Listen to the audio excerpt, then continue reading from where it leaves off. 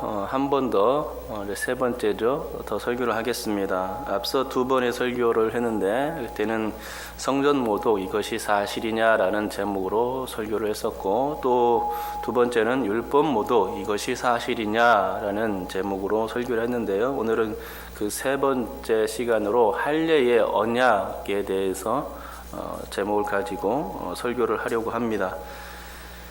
사실 오늘 본문은 이것이 사실이냐라는 이 대제사장의 질문에 대한 답을 찾는 것이 중요합니다. 하지만 그보다 더 중요한 것은 할례의 언약에 대해서 상기하는 일입니다. 본문에서는 아브라함 이야기를 하고 있는데, 아브라함 이야기에서 중요한 것은 약속과 믿음입니다. 그러기에 할례의 문제도 이 약속과 믿음이라는 측면에서 바라볼 수 있어야, 살펴볼 수 있어야 합니다.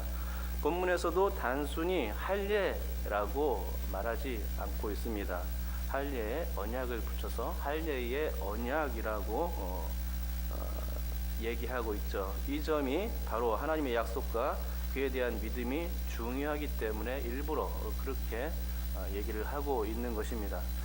아브라함은 율법과 관계가 있는 모세보다 약 500여 년 전의 사람입니다. 다시 말해서 율법의 태동이 모세로부터 시작되는데, 아브라함은 이 모세의 율법과는 아무 상관도 없는 사람이라는 점입니다. 아브라함 때문, 그러니까 율법이 뭔지도 몰랐다는 얘기입니다. 율법이라는 말 그 자체가 없었기 때문에 더군다나 신앙의 규율에 매일 일이나 그런 이유가 전혀 없었습니다. 단지 그때는 무엇이 있었느냐? 약속, 언약이 있었던 것이죠. 아브라함 일대기를 보면 끊임없이 땅과 후손에 대한 약속이 따라다니지 않습니까? 그러나 아브라함은 하나님의 약속에 대하여 그렇게 믿음이 훌륭한 사람은 아니었습니다. 그래서 땅과 후손의 약속을 받은 바 있지만 그 믿음을 잃어버릴 때가 여러 번 있었던 것을 보게 되는 것입니다. 먼저 땅에 대해서 한번 얘기하면은, 하나님께서는 아브라함을 가나안 땅으로 보내셨는데 바로 그게 이제 땅의 약속입니다. 하나님은 아브라함을 부를 때에 이미 가나안 땅으로 그를 보내실 생각을 가지고 계셨습니다. 내가 내게 보일 땅이라고 말씀하셨는데 바로 그 말이죠. 하나님은 분명히 가나안 땅을 보고 계셨습니다. 하지만 아브라함에게는 그 사실을 알리지 않으셨습니다. 단지 내가 내게 보일 땅이라고만 말씀하셨던 것입니다. 그래서 아브라함은 갈 바를 알지 못하고 그 땅으로 사실 나아갔습니다. 여기까지는 아브라함이 하나님의 땅에 대한 약속을 믿었던 그 믿음이 있었던 것으로 보입니다. 하지만 아브라함이 가나안에 도착해서 발붙일 만큼의 땅을 그 땅에서 얻은 적이 있습니까? 겨우 땅을 얻었다면 그것은 가족 묘지를 하려고 헷 족속인 에브론에게서 산 막벨라 굴이 전부였습니다. 그 땅은 헤브론에 있었고 너무나 비좁은 그런 땅이었죠. 가나안 땅은 그에게 기업이 되지를 못했습니다. 히브리서에서는 아브라함이 이 땅을 나그네로 살았고 장래의 유업을 받을 땅이 가나안이 아니라 오히려 하나님이 계획하시고 지으실 터가 있는 성을 바랐다고 말씀하고 있는 것이죠. 땅에 대한 약속을 아브라함이 믿었다면 그는 힘들어도 가나안 땅을 결코 벗어나지는 않았을 것입니다. 하지만 그는 그 믿음이 부족했습니다. 그렇게 보는 이유는 그가 가나안 땅과 인근 지역에 가뭄과 기근이 찾아들었을 때에 애굽으로 피신했기 때문입니다. 그러나 그의 아들 이삭은 어땠습니까? 그는 결코 가나안을 벗어난 일이 없었습니다. 이삭 때에도 흉년이 찾아왔지만 그는 애굽에 내려가지 않았습니다. 창세기 26장의 내용인데 하나님께서 애굽에 내려가지 말라고 명령하셨기 때문이죠. 이삭은 그 명령을 지켰고 아버지 아브라함에게 약속하셨던 가나안 땅에 머무르는 믿음을 보였던 것입니다. 그래서일까요? 이삭은 농사를 지어서 그 땅에서 100배의 수확을 얻어서 거부가 될 수 있었고, 샘을 팔 때마다, 생근원을 팔 때마다 성공하는 쾌거를 거두기도 했습니다. 이삭은 축복의 땅 가나안에서 가장 축복을 많이 받은 사람이 되었던 것입니다. 땅에 대한 약속은 그렇고 이제 그러면 후손에 대한 하나님의 약속을 아브라함이 철떡같이 믿었느냐? 이것도 사실 그렇게 믿음이 좋지를 않았습니다. 후손에 대한 약속도 굉장히 미온적인 믿음이었습니다. 후손에 대한 믿음이 확실히 하게 된 때는 아들 이삭을 모리아산에 바칠 때였습니다. 이삭은 아브라함이 100세에 난 아들인데 사라는 당시에 90세의 노인이었습니다. 90세, 100세에 된 노인들이 무슨 아기를 낳겠습니까? 여자는 나이가 들면 경수가 끊어져서 아기를 못 낳는데 남자도 나이가 들면 기력이 약하여 관계를 갖기조차 힘듭니다. 그런데 100살과 90세의 노인이었던 그들이 아기를 낳게 된 것입니다. 그것은 참으로 기적이었고 하나님께서 못하실 일이 없음을 바로 그때 깨달았던 것이죠. 늙음하게 아기를 낳았다는 것은 몸의 부활을 의미하는 것이었고 그로 말미암아 아들 이삭을 제단에 바치더라도 하나님께서 기적적으로 그 아들을 부활시킬 것이라는 그 믿음이 그때 생겨날 수 있었던 것입니다. 그러니까 후손에 대한 믿음이 강화된 것은 아브라함 100세 이후의 일이라고 하겠습니다. 하지만 그 전에는 그렇게 확실한 믿음이 아니었음을 알 수 있습니다. 아브라함은 후손에 대한 하나님의 약속을 한 귀로 듣고 한 귀로 흘릴 정도의 그런 약한 믿음이었습니다. 그것은 온전한 믿음이 아니었죠. 그는 갈대와 같이 흔들리는 믿음을 가졌는데 그래서 여러 번 실수를 하게 됩니다. 그 첫 번째 실수는 하나님의 후손에 대한 약속을 주셨음에도 불구하고 계속 안 주시자 종이었던 다메섹 엘리에셀을 양자 삼으려 했을 때였습니다. 또 둘째로는 여종이었던 하갈과 동침하여 낳은 이스마엘을 하나님이 약속하신 자녀로 생각했던 때였습니다. 하나님은 분명히 사라를 통해서 아들을 주신다고 약속했는데 아브라함이 100세 때까지 아무런 소식을 이없자 그만 중간에 믿음을 잃어버리고 하갈과 동침하여서 자녀를 낳게 된 것입니다.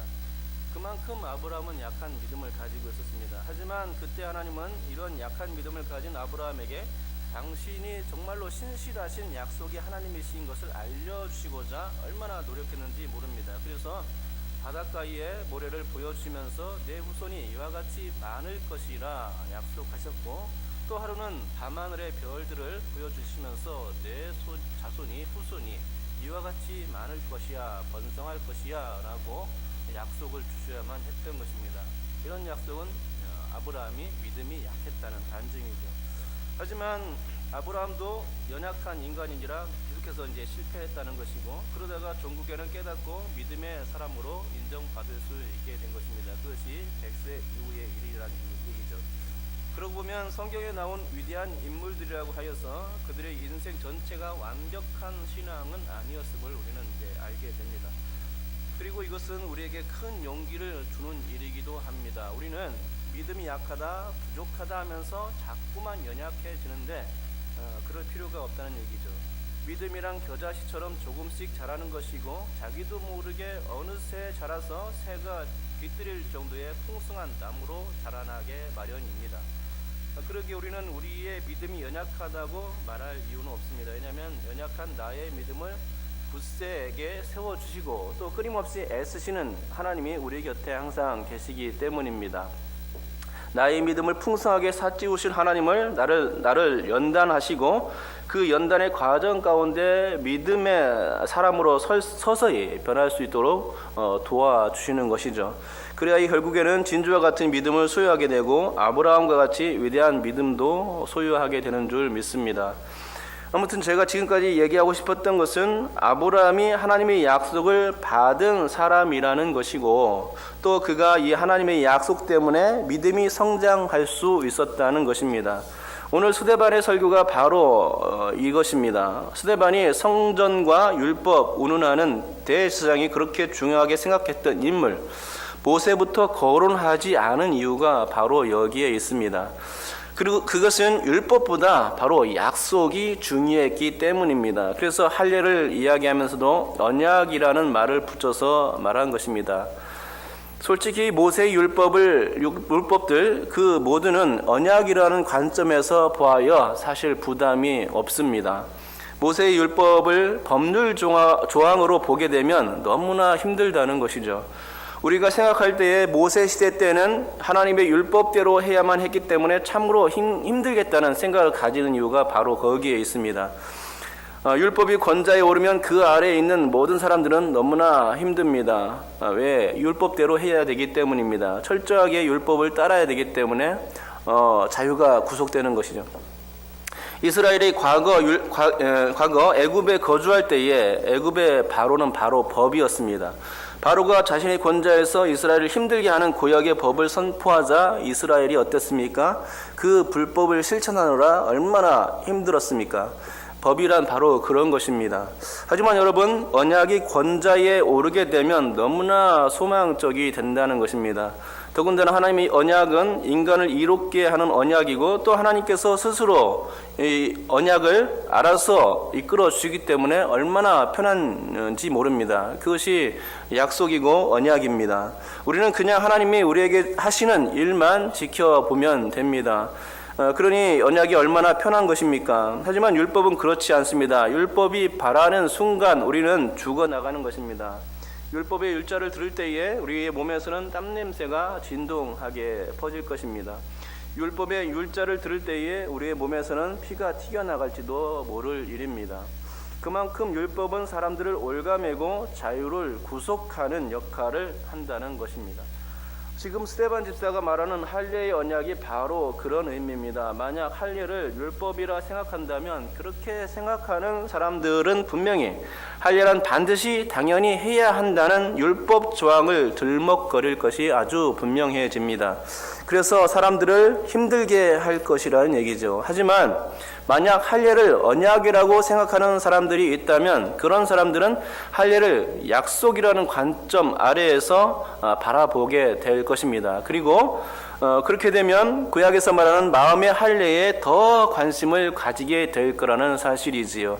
이게 오늘 스데반이 설교하고자 하는 바입니다. 그러니까 스데반은 할례의 언약을 이야기하면서 율법은 언약적 측면에서 바라봐야 한다는 이야기를 하고 있는 것입니다. 그리고 할례를 언약적 관점에서 바라보면 매우 소망적인 것이 되는 것이죠. 여러분, 언약이란 반드시 이루시겠다는 하나님의 의지이자 약속이 그 속에 담겨 있습니다. 특별히 할례에 언약이라는 말을 붙이면 반드시 구원하시겠다는 그 뜻이 담겨져 있게 되는 것입니다. 할례는 창세기 17장에 나오는데 아브라함이 99세 때의 일입니다. 하나님은 이삭을 낳기 전에 아브라함에게 할례를 지시했습니다. 이 할례를 지시함으로써 언약이 성사되었습니다. 하나님은 아브라함에게 보라, 내 언약이 너와 함께 있으니 너는 여러 민족의 아버지가 될지라 라고 약속을 주셨던 것입니다. 이처럼 아브라함이 여러 민족의 아버지가 되면 벌써부터 하나님이 이방인들을 구원하시겠다는 그 생각까지 그 언약 안에 심어 놓으셨던 것을 보게 됩니다. 그러면서 할례가 언약의 표징이라고 하셨죠. 또 할례를 해야만 언약 백성이 될 것이며 만약 하지 않으면 백성 중에서 끊어질 것이라고 그때 약속하셨던 것입니다. 그러니까 이스라엘은 할례만 하면 언약 백성이 되는 것은 물론이요, 그 나머지의 모든 것은 하나님이 책임져 주실 일이었습니다. 그러니 이스라엘은 할례만 단지 하는 것뿐입니다. 그 나머지는 하나님께서 언약 백성으로 이끌어 주시는 일이죠. 그러니 이 언약이라는 관점에서 보면은 얼마나 그 율법이 아니고 언약이라는 관점에서 보면 하나님의 말씀이 얼마나 편한지 모릅니다. 그리고 매우 소망적이라는 사실입니다. 더군다나 이 할례는 신명기와 예레미야에서 마음의 할례가 중요하다며 육체의 할례에 큰 비중을 두지 않았던 것을 보게 됩니다. 그렇습니다. 스데반의 설교는 율법이 아니라 언약이 중요함을 아브라함 이야기를 통해서 증명해 주고자 했던 것입니다. 그래서 모세부터 거론하지 않은 것이고 또 모세 율법이 있기 전에 언약이 있었음을 강조한 것입니다. 더욱이 할례의 언약이란 예수님을 믿는 믿음에 비유할 수 있습니다. 할례를 받으면 언약 백성이 되는 소망이 있듯이 예수님을 믿으면 천국 백성이 되는 소망이 있는 것입니다. 예수님을 믿는다는 것은 얼마나 쉬운 일입니까? 그런데 그렇게 쉬운 일인데도 그것을 믿기 어려워하는 사람들이 세상에는 너무나 많이 있다는 것입니다. 예수님을 믿기만 하면 구원의 소망이 있고, 예수님을 믿기만 하면 그 나머지 구원에 관한 그 모든 필요한 사항들은 하나님이 다 알아서 해 주시는데도 불구하고 믿음을 거부하는 것입니다. 대제사장이 바로 그런 사람이었습니다. 그는 성전과 율법만 알았지 이 두 가지를 완성하신 분이 바로 예수 그리스도라는 사실을 전혀 알지 못했던 것입니다. 하지만 만약 그가 이런 사실을 알았다면 그는 정말로 행복한 사람이 되었을 것입니다. 다른 사람을 올가매는 일도 하지 않았을 것입니다. 구원의 소망 때문에 매일같이 언약의 관점에서 율법을 해석하는 사람이 되었을 것입니다. 말씀을 마치겠습니다. 여러분, 예수님이 소망입니다. 예수님이 언약입니다. 예수님이 구원의 약속입니다. 예수님의 멍에는 너무나 쉽습니다. 예수님의 멍에는 너무나 가볍습니다. 우리가 예수님께 매인다는 것은 율법과 같지 않습니다. 예수님을 믿는다는 것은 예수님이 우리를 위해서 구원의 길을 다 마련해 주신다는 의미입니다. 이 사실을 여러분께서 믿으시기 바랍니다. 이 사실을 믿을 때에 너무나 신바람이 나고 행복한 것입니다. 구원에 있어서 내가 할 일이 없구나 하는 것을 깨닫게 되는 것입니다. 그것이 바로 언약적 관점에서 말씀을 보는 것입니다. 이것이 하나님의 언약이죠. 아브라함이 횃불 언약 때에 고기 사이로 지나가신 분이 하나님이십니다. 아브라함은 절대 그 고기 사이로 지나가지 않았습니다. 아브라함도 지나갔다면 그에게도 책임이 주어졌겠지만 하나님은 아브라함에게 횃불 언약을 하실 때에 멍에를 절대 지워주지 않았습니다. 당신이 언약에 대한 모든 책임을 진다는 의미로서 그 고기 사이로 지나가셨고, 그것이 그렇게 언약을 세우셨던 것이죠. 그렇게 하신 것은 반드시 지킬 것에 대한 하나님의 의지였던 것입니다. 구원의 문제도 마찬가지입니다. 하나님께서 다 해주신다는 것입니다. 단지 우리는 하나님을 믿기만 하면, 예수님을 믿기만 하면 되는 것입니다.